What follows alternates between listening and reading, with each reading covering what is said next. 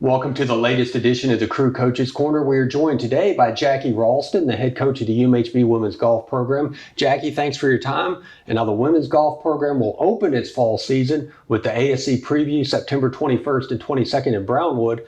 You're the last team at UMHB that will be competing this fall to actually get started. Has it been easier because you've had a chance to see men's golf and men's and women's tennis actually get out there and compete, or has it been harder because you've had to wait to actually get out there and compete? Well, a little bit of both.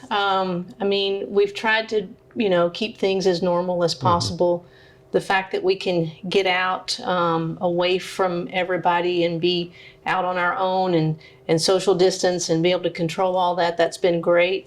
It's been hard on the other hand because you don't know who can we play against. Mm-hmm. Some teams, have had to pull the plug and they have no games over the fall, and we're thankful that we're not one of those. And so it's been a little bit of both. And so to prepare to go to play this next week is we're ready and we're excited and just hope for good opportunities. And I know it feels like it's been so long, not just for you, but for the student athletes to actually get out there and play a competitive round. How's it going to feel, or if you let yourself think about how it's going to feel when that first tee shot is off and you're actually out there playing again? Oh, it'll feel great. It'll be great to be back in the saddle doing what we love to do. For our returners, the last time we were together was in March. Mm-hmm. For our new comers that are here, some of the new freshmen, they got to play over the summer in all the junior tours and things. So they haven't, I don't think they've missed it as much as we've missed it. This is a new experience for our newcomers, so they don't have an idea of what to expect yet, whereas our returners are anxious to go. Mm-hmm. But yes, it's been a long time since last March. You mentioned that they don't quite know what to expect. Is there any way you can prepare them for that? Is there any way you can practice that, or they're going to find out when they get out there for that first shot? They'll find out, but several of my newcomers that are going to travel on the squad this week, they're seasoned players already. Mm-hmm. They've been biting at the bit, waiting for their chance and their opportunity. So I think they will fall into place and feel comfortable and be ready to play and compete. So I'm glad that we can be able to do that for them, because they're all waiting anxiously. Now, golf lends itself a little more to some of the new protocols that are in place to try to keep all the players safe. Does practice look different? Have you had to kind of restructure how you do some of things to make sure that you're keeping all those protocols and keeping all the players safe? I mean, other than, doing everything that we can as far as our social distancing, our wearing of the masks, golf is a little bit, it's not a contact sport, so we can break off into our own area. We can walk the fairway by ourselves. I can split the team up to where some are over on the putting green, some are on the range, and some are on the chipping area. So we have a big area to spread out. It hasn't been as difficult.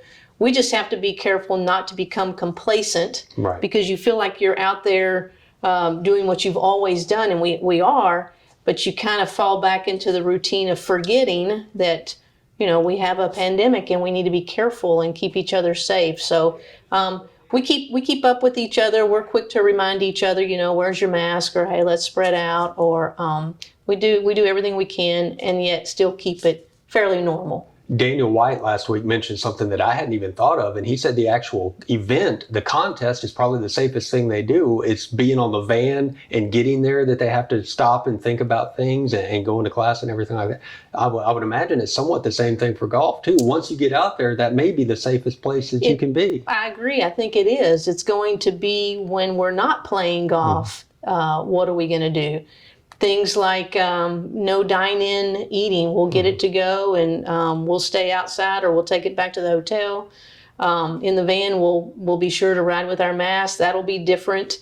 But being at the golf course is the safest place for us by far.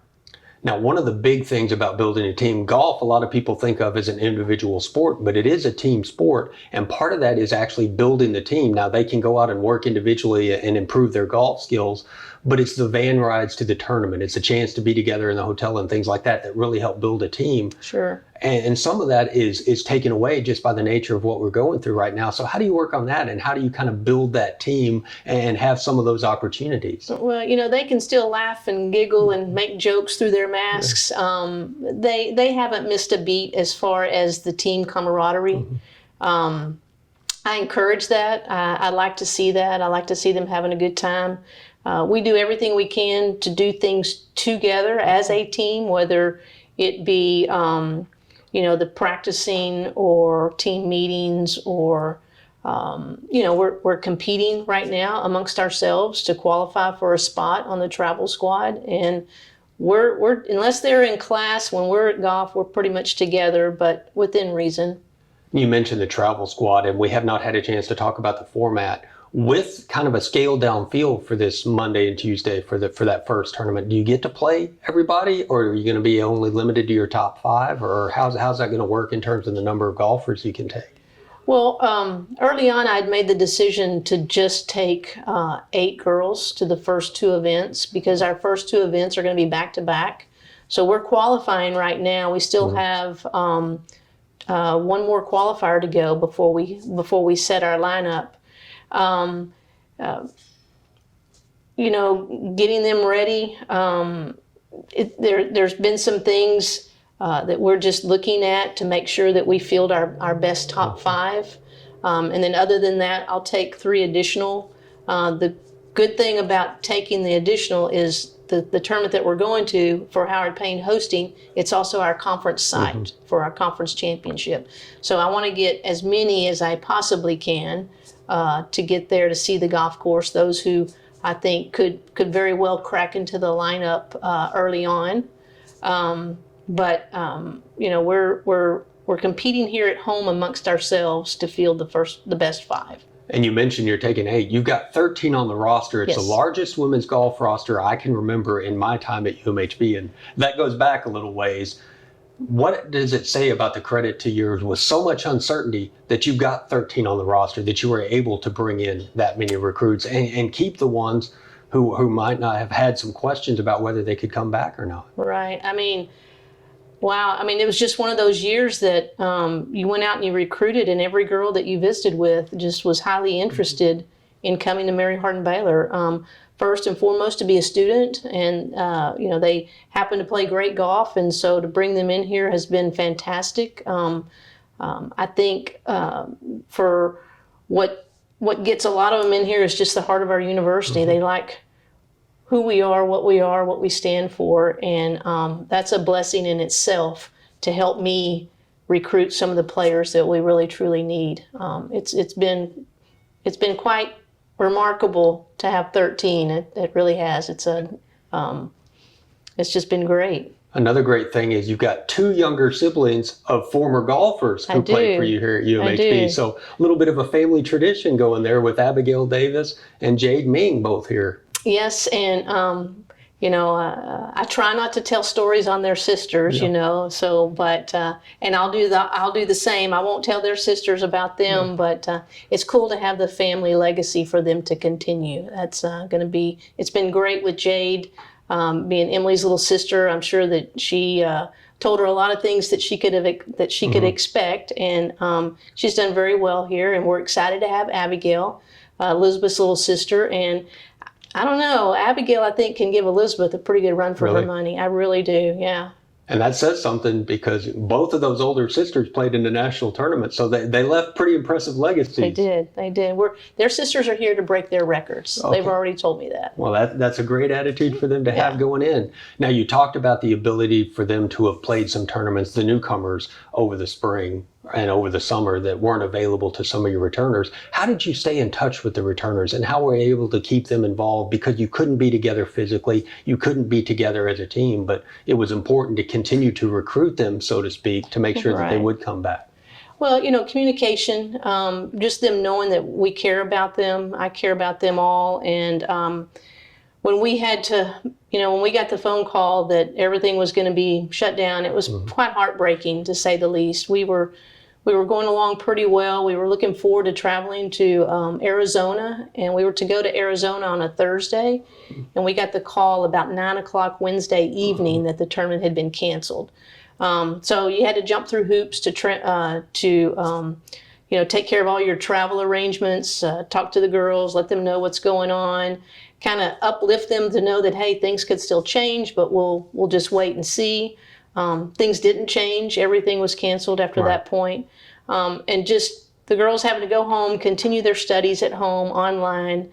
I just felt like my job was just keep them engaged, academically. All of them are self-driven as far as golf goes. I don't feel like I have to push them at all. They're self-motivated for that.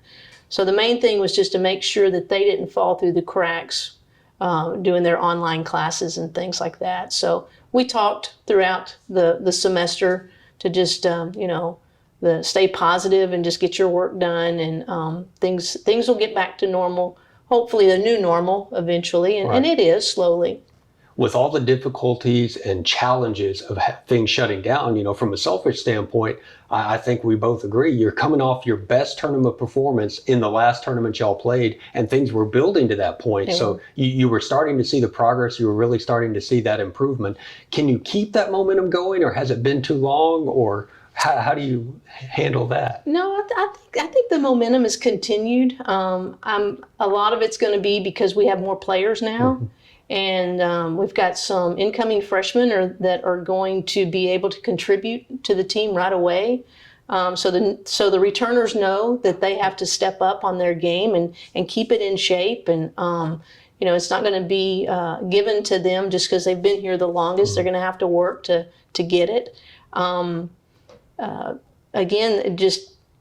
They're all motivated young ladies, and they're ready to go, and so am I. And we look forward to getting out there and competing, and we'll just see how the new ones can filter into the success. And golf has been such a big part of your life. You've played at every level, including the professional level. You've coached it. You've worked around golf. I know you were still involved with the recruiting and keeping in touch with your players. Did you have to take a little bit of a break from golf? And was that the longest vacation from golf that you've had in a while?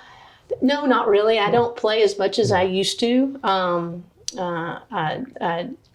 Do I miss it? Of course, a little bit, I suppose. But being with the girls and watching them develop and learning the game and sharing experiences with them, and that's probably as more rewarding as going and playing by myself or playing the game or enjoying the game myself. One other thing I wanted to kind of go back to, you're going to get a chance to play 2 home tournaments. Now, one of them home in name only because you're going to be up in Glenrose. But you mentioned some of the fact that there aren't programs that are going to compete this fall in the numbers that you've seen in the past. What are some of the challenges with organizing and hosting 2 home tournaments when there just aren't as many people that you can attract to play in your tournament? Well, I mean, the kids just want to play. So hosting 2 of them, there's going to be protocol of what we can do and can't do at a tournament, whether you have a scoreboard, scorecards, trophies. I mean, that's kind of all the bells and whistles when it comes to what really matters, and that's the girls getting out there and playing and putting a number by their name, and just getting that experience and just staying with the flow of keeping things as normal as we can. So putting home tournaments together is not that difficult.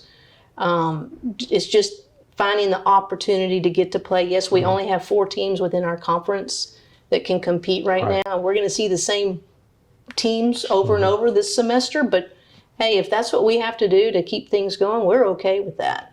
And making sure that it's a rewarding experience, not only a chance to just go play, but that it is a rewarding experience for those student athletes. I know that that's at the forefront of your mind as well. Absolutely. The strange thing about our first tournament at the Hideout that Howard Payne is hosting, and again, it is the conference championship site, is we're going to actually, our team's going to play together. So I'm going to have a group of 5, all my 5 top players together, coaching all 5 of them at the same time for 18 holes for 2 days. That's unusual, but I kind of see the good part of that, especially starting the season out. I mean, We can, set the tone of some ways that we like to manage ourselves around the golf course. And so to do that with all of them and they all be learning from each other, this is a great opportunity to just get things going, I think. Well, I hope you get off to a great start. Thanks again for your time, and best of luck to you in that first tournament Monday and Tuesday. Thanks, John. We look forward to it. Thank you. And we'll be back again next week with another edition of the Crew Coaches Corner right here on crewathletics.com.